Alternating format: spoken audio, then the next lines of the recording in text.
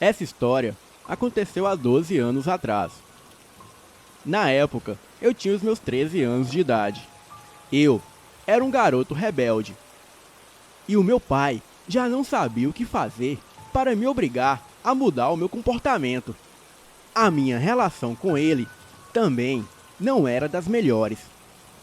De maneira que houve um dia que as coisas saíram do controle. Após uma discussão particularmente violenta, eu saí de casa, determinado a não voltar nunca mais. Isso se passou por volta das 17 horas e 30 minutos. Saí de casa e fui em direção a um pinhal, não muito longe da minha casa.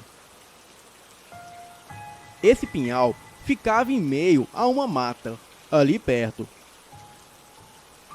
Não me dei por conta que escurecia rapidamente. Mas logo de repente, eu me vi rodeado de escuridão. E para onde quer que eu olhasse, eu só via árvores, arbustos e mato. Comecei a ficar com medo. E foi então que tudo começou.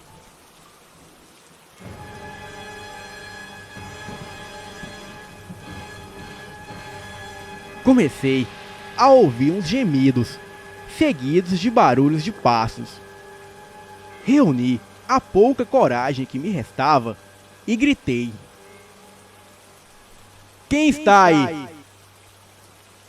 E foi daí que comecei a ouvir a voz do meu pai, me chamando. E a voz dele vinha de dentro da mata. Então eu respondi de volta: "Onde você está?" Aquela voz não me respondia de volta. Apenas chamava o meu nome incessantemente. E quanto mais eu ia em direção da suposta voz do meu pai, mais a voz se distanciava de mim, me obrigando a entrar cada vez mais dentro da mata. Estava muito escuro. A lua e as estrelas clareavam um pouco a mata, mas não o suficiente para reconhecer o lugar onde eu estava. Depois de um bom tempo caminhando, eu percebi que nada daquilo fazia sentido. Pois eu conhecia o meu pai e sabia que ele não viria me procurar por tão cedo. Talvez, se eu estivesse sumido por 2 ou 3 dias, ele poderia pensar em sair à minha procura. Bem, desisti de seguir aquela voz e comecei a voltar o caminho todo, ou pelo menos tentar. E foi aí que algo estranho aconteceu. Aquela voz que se distanciava quando eu tentava me aproximar, agora se aproximava quando eu me distanciava. E foi aí que eu percebi que aquela voz não era do meu pai, e sim de algo sobrenatural. Comecei a correr naquela mata escura e gritei perguntando quem era que me chamava. E a única resposta que obtive foi uma gargalhada de gelar o sangue.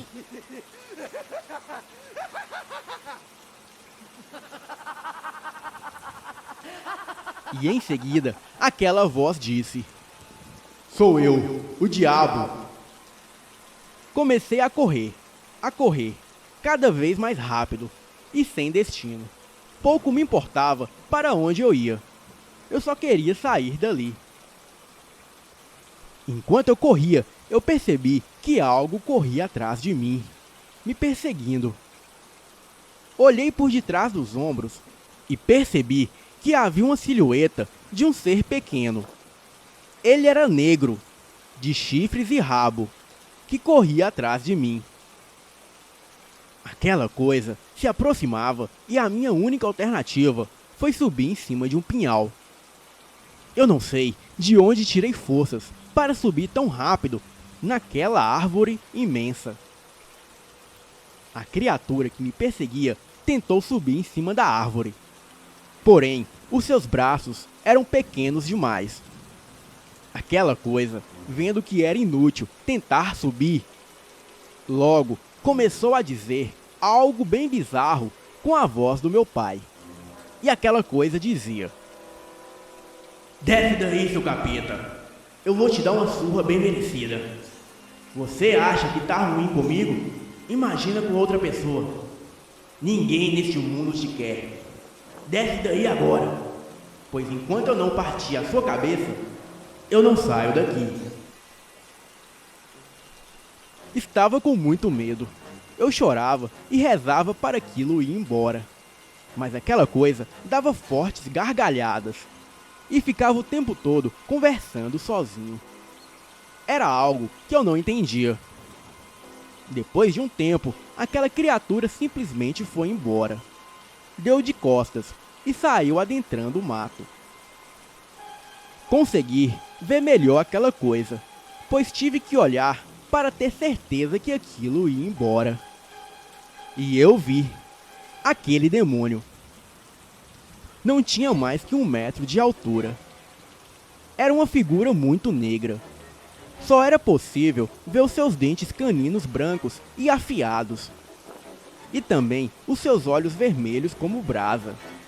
E a coisa possuía um par de chifres. Cada chifre deveria ter pelo menos 30 centímetros, o que deixava aquela criatura um pouco mais alta. E a sua cauda era fina e longa. Lembrava muito um diabinho. E possuía cascos no lugar dos pés. O meu medo foi tanto que eu fui para um galho da árvore, ainda mais alto.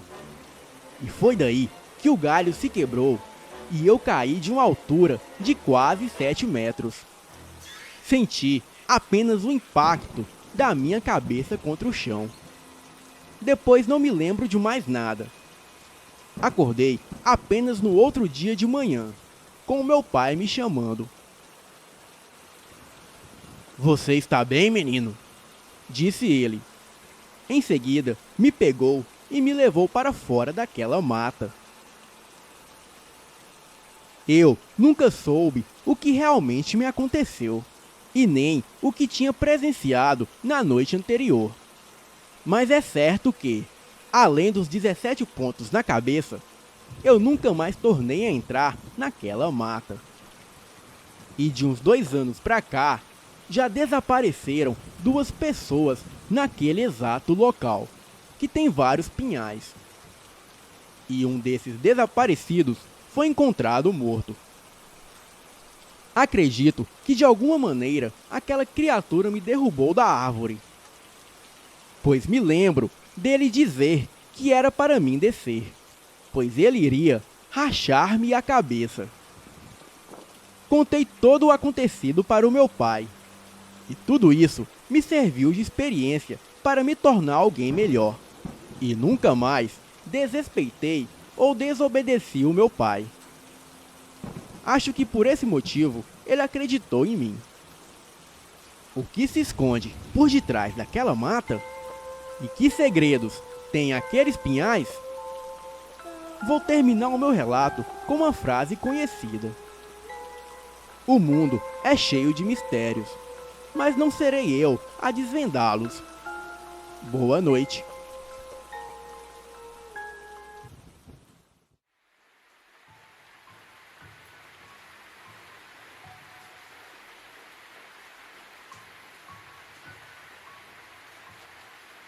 Gente, eu vou contar outro lance bizarro que aconteceu comigo há algum tempo atrás. Eu tenho uma pequena loja de perfumes. Mais específico, eu sou a proprietária de um quiosque e um shopping popular. Então, eu ficava sozinha o tempo todo. Eu não tenho funcionários. Enquanto não estava atendendo clientes, ficava passando o tempo todo estudando, ou lendo, ou até simplesmente fazendo uma das minhas grandes paixões, roupas de crochê. Certa tarde, combinei de me encontrar com uma amiga, ao final do expediente. Ela logo chegou e eu estava finalizando um cachecol. Na verdade, eu já tinha terminado a peça. Só estava medindo e cortando a lã para fazer a franja. Ela me cumprimentou e eu peguei as tiras cortadas e o resto do novelo. Enrolei e guardei na sacolinha e enfiei na gaveta. Detalhe, todas as gavetas tinham trancas. Afinal, o quiosque ficava exposto logicamente. Fiz todo o ritual para fechar o balcão. Desliguei as tomadas, tranquei e coloquei a lona de proteção e fui embora com a minha amiga. No dia seguinte, pela manhã, eu fui destrancar as gavetas e colocar tudo no seu devido lugar. Limpei os vidros e fui procurar o que fazer. Destranquei a gaveta onde estavam guardados os livros e a caixa de artesanato. Peguei a sacola onde estava o cachecol para terminar de costurar. E logo tomei um baita susto. Todas as tiras da franja que foram cortadas estavam amarradas. As pontas de todas as linhas estavam com um nó cego. Ok, mas linhas não se emaranham sozinhas. Mas todas estavam amarradas na ponta, como se alguém tivesse medido cerca de 1 centímetro e dado um nó bem apertado. Eu não estava doida. Por alguns segundos, ao ver a minha amiga, eu guardei tudo enroladinho no cachecol. Não tinha como as linhas se embromarem daquela forma. Eu não manuseei as linhas para dar aquela bagunça toda. Eu simplesmente peguei as tiras, enrolei na peça e guardei na gaveta. Simples assim. Comecei a desamarrar os nós e fiquei pensando como aquilo tudo aconteceu. E por que aconteceu?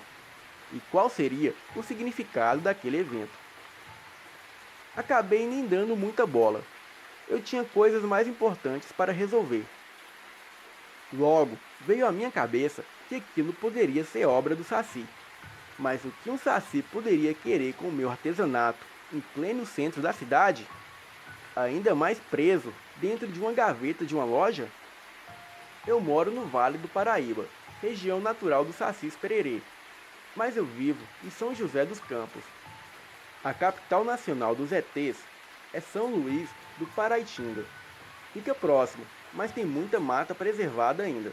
Mas tudo bem, antes ficar amiga de um saci cachoteiro do que, por exemplo, outro ilustre morador da região, o lobisomem de Joanópolis.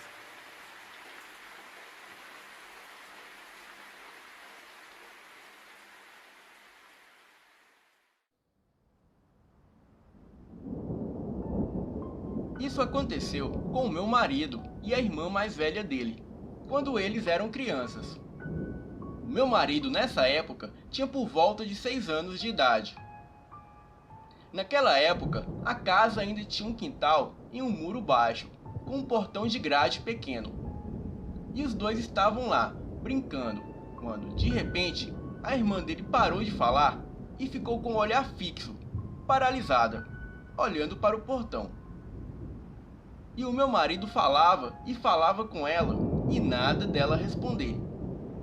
Aí ele resolveu olhar também para ver o que estava acontecendo. Mas então ele se deparou com a coisa mais horripilante e grotesca que ele já viu na vida.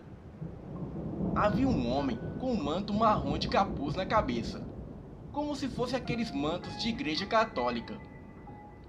Ele estava com as mãos passando por entre as grades do portão.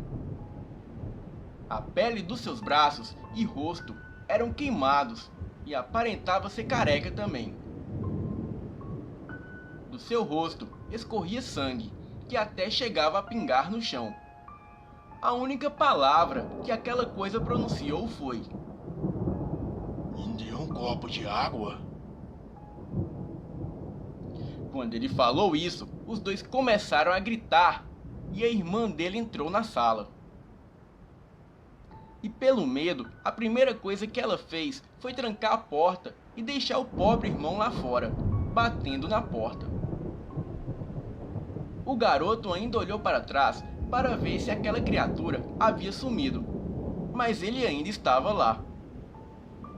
Os pais deles estavam assistindo televisão na sala, escutando o barulho e a agitação deles. Em seguida, logo abriram a porta. E as crianças ainda tentavam explicar, mas foi aquela confusão toda, um falando por cima do outro. Quando os pais olharam no portão, não havia mais nada lá. O pai deles saiu e olhou na rua, mas também não havia nada.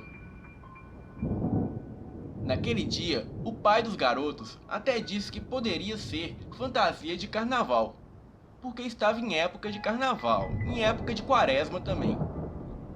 Mas como explicar o sangue pingando no chão que não estava mais lá?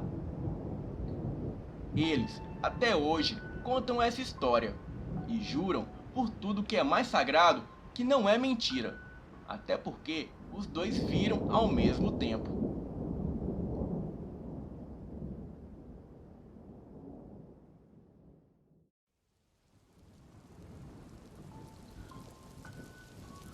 Boa noite. Este será o meu primeiro relato aqui no canal. Eu quero deixar claro que todas as informações aqui citadas eu recebi da minha avó, que afirma ser verdade. Então vamos ao relato. No ano de 1967, a minha avó paterna deu à luz ao seu último filho e o chamou pelo nome de Josué, segundo ela. O menino era um bebê muito bonito e saudável. Quando a criança completou 6 meses de vida, a minha avó recebeu a visita de uma conhecida da família. Ela convidou a mulher para entrar na humilde casa de ripas, muito comum no interior do Mato Grosso, local onde a minha avó vive até os dias de hoje. O pequeno Josué estava deitado em uma rede, dormindo. A mulher imediatamente fitou os olhos no garoto e a minha avó diz que ela sorriu e, virando-se para ela, disse: "Que criança linda! Posso segurá-lo?" A minha avó era muito ciumenta com a criança, mas concordou que a mulher o segurasse em seus braços. A mulher segurou a criança e disse: "Se não quiser criá-lo, pode dá-lo para mim, eu crio." "Claro que quero criar meu filho. Ele é meu filho, eu não dou ele para ninguém," retrucou a minha avó, tirando a criança dos braços daquela mulher. A mulher logo se retirou e a minha avó devolveu a criança à rede, no qual ela dormia antes.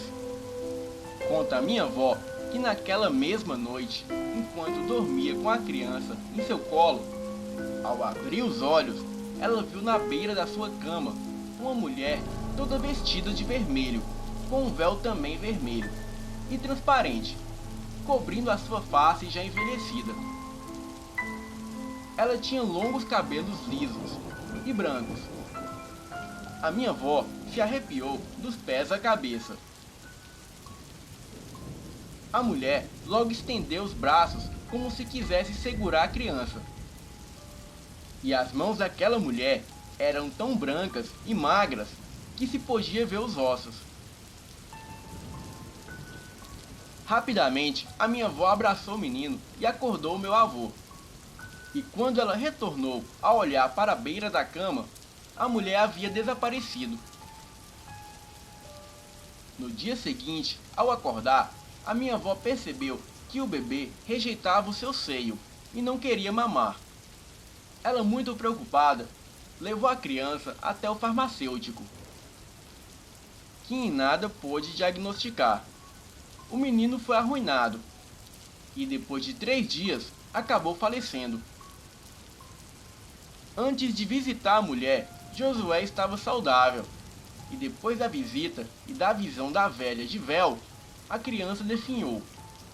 Não sabemos se há alguma ligação com a amiga da minha avó, mas ela acredita que a morte da criança está ligado com o mal olhado. Este é o meu relato, e é verdadeiro.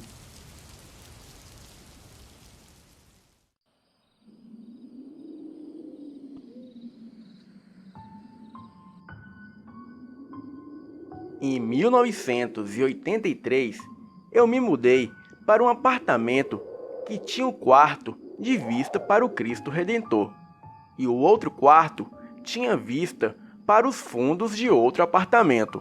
Logo nas primeiras noites, eu tinha insônia. Era uma coisa frequente na minha vida, e quando não tinha o que fazer, eu ia ver televisão. Um dos meus grandes prazeres era ir para a janela, fumar e pensar na vida.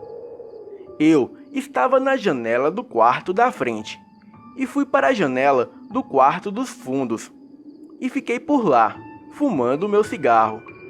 E foi aí que eu observei a minha vizinha do apartamento da frente pela primeira vez. Ela estava na área de serviço, no escuro, assim como eu estava. Ela estava em uma atitude muito preocupada, indo de um lado para o outro da área de serviço. Às vezes, parava olhando para o chão e com o braço levantado e a mão no queixo, e com o outro braço cruzado junto ao corpo. Ela ficava um tempo assim, e depois voltava a andar de um lado para o outro. Até que em seguida, ela voltou para dentro do apartamento. Fiquei com muita pena dela, pois ela parecia bastante preocupada. Bem, passado 3 dias, eu novamente estava com insônia. Então, para me distrair, eu fui fazer um bolo. Enquanto o bolo assava, eu fui fumar na janela da frente e fiquei andando pelo apartamento. E novamente eu acabei indo para a janela do quarto dos fundos. E qual não foi a minha surpresa quando a minha vizinha do apartamento da frente estava novamente ali. Eu acenei para ela, para ver se ela notava a minha presença, pois, quem sabe, poderíamos ser amigas e ela até mesmo desabafar comigo? Afinal de contas, pelo jeito ela tinha insônia, assim como eu. Porém, ela não olhava em minha direção, de tão preocupada com seus problemas. Bem, eu acabei de fumar e fui dormir. Passado mais alguns dias, eu novamente fui fumar, ali na janela do quarto dos fundos. E novamente a minha vizinha estava ali. Mas desta vez ela estava bastante intrigada, pois parecia uma pessoa que estava precisando muito de ajuda. Sei lá, de uma palavra amiga. Ela ficava olhando para o chão e para o teto, e andando de um lado para o outro. Era por volta de 11h30 da noite, e as luzes da área de serviço estavam acesas. E deu para ver melhor a sua fisionomia, que era preocupada e triste. E foi quando me veio a ideia de ir no apartamento dela e tocar a campainha. E assim eu fiz, pois algo me dizia que eu deveria falar com ela. Eu nem sequer sabia o que iria falar com ela, mas já estava arrumando um pretexto. Qualquer coisa, nem que fosse pedir um pouco de açúcar. Bem, eu fiquei ali, tocando a campainha, e ela não veio me atender. Até tive a impressão de ela ter me visto pelo olho mágico e não querer me atender. Bem, por baixo da porta do apartamento, dava para perceber uma sombra se movimentando ali por dentro. E como ela não me atendeu, logo imaginei que eu estava sendo inconveniente. Então fui embora. Alguns dias se passaram e eu fiz amizade com outra vizinha do apartamento abaixo do meu. Eu falei para essa vizinha que sofria de insônia, assim como a minha vizinha do apartamento em frente, o qual ela ainda não a conhecia. E também contei que essa vizinha ficava muito tempo na área de serviço, durante toda a madrugada. E o que a minha vizinha do apartamento de baixo me disse, me fez gelar o sangue. Ela disse que a vizinha do apartamento que ficava em frente ao meu havia se suicidado há 2 meses no apartamento. E o apartamento ainda estava fechado com seus pertences, pois os seus familiares estavam tratando da herança. Boa noite.